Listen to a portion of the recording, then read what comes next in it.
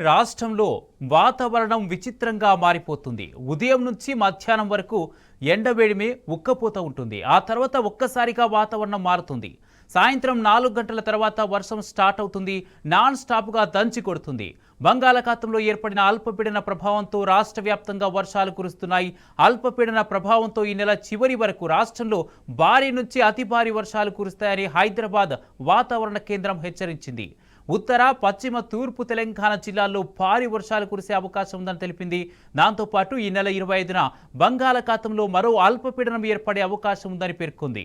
26, 27 తేదీల్లో పలుచోట్ల భారీ వర్షాలు కురుస్తాయని తెలిపింది.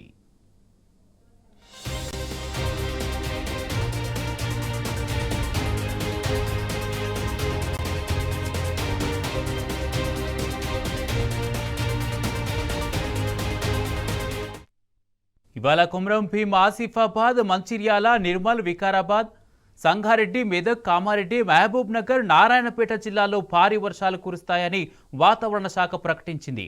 మిగతా జిల్లాల్లో ఈదురుగాలులతో కూడిన వానలు పడతాయని పేర్కొంది. నిన్న యాదాద్రి భువనగిరి జిల్లా ఆత్మకూరులో 14.26 సెంటీమీటర్ల వర్షపాతం నమోదైంది. ఆత్మకూరులో 9.71 సెంటీమీటర్లు, మెదక్ జిల్లాలో అల్లాదుర్గులో 11.13 సెంటీమీటర్ల వర్షం కురిసింది. హైదరాబాద్లో పలు ప్రాంతాల్లో ఉరుములు, మెరుపులు, ఈదురుగాలులతో కూడిన భారీ వర్షం కురిసింది.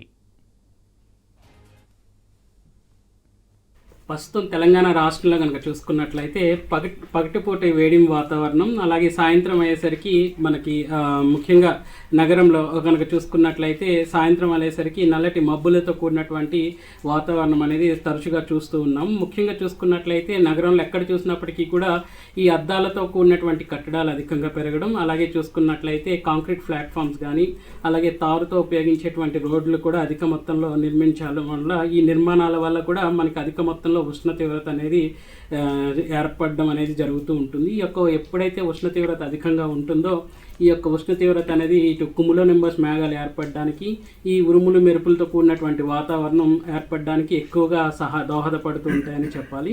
ముఖ్యంగా ఈ యొక్క ఎప్పుడైతే ఎండ వేడిమి వాతావరణం ఉంటుందో ఆ సమయంలో మనకి ఉదయం పూట ఎక్కువ ఉష్ణ తీవ్రత అధికంగా నమోదయ్యి తర్వాత ఈ వేడిమి వాతావరణం వల్ల మేఘాలు అనేవి పుట్టుకొచ్చి అవి కాస్త ఇటు ఉరుములు మెరుపులతో పాటు ఎక్కువ తీవ్రతతో కలిగినటువంటి వర్షానికి కూడా ఎక్కువ ఏర్పడే అవకాశం ఉంటుంది.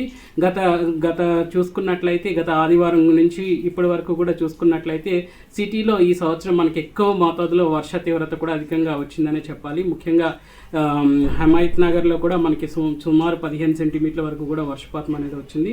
అలాగే బేగంపేటలోని 11 సెంటీమీటర్లు, అంటే సిటీలోనే అధిక మొత్తంలో వస్తుంది. 2 సెంటీమీటర్ల వర్షపాతం అంటేనే రోడ్లు కానీ మొత్తం సిటీ అంతా కూడా జలమయమయ్యే పరిస్థితి. అలాంటిది తీవ్రతతో కూడిన జల్లులు 15 సెంటీమీటర్ల నుంచి 10 సెంటీమీటర్ల వరకు వచ్చింది అంటే దాని యొక్క తీవ్రత అధిక మొత్తంలో ఉంటుంది. దానివల్ల ఎక్కువ తీవ్రత అనేది కూడా అధికంగా ఉండడం వల్ల ఎక్కువ ఇబ్బందులు కూడా ప్రజలు ఎదుర్కోవాల్సి వస్తుంది. అలాగే చూసుకున్నట్లయితే అర్బనైజేషన్ ఒక విధంగా తక్కువ సాంద్రత గల ప్రదేశంలో ఎక్కువ జనాభా నివసించడం వల్ల కూడా ఇట్లాంటి విపత్తులు అనేవి సంభవిస్తూ ఉంటాయి.